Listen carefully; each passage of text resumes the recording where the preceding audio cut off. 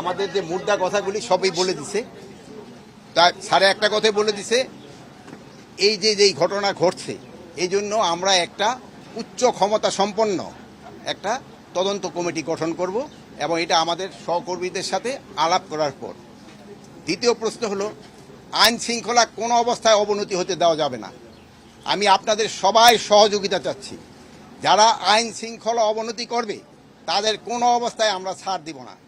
ভবিষ্যতে যদি তারা আবার চেষ্টা করে তাদের যে হাত এটা আমরা কিন্তু ভেঙে দিব, এই যারা আইন শৃঙ্খলা অবনতি করতে চায়। আমি আপনাদের কাছে বারবার অনুরোধ করব, আইন শৃঙ্খলা যেন উন্নতি হয়, আপনারা আমাদের সহযোগিতা করবেন।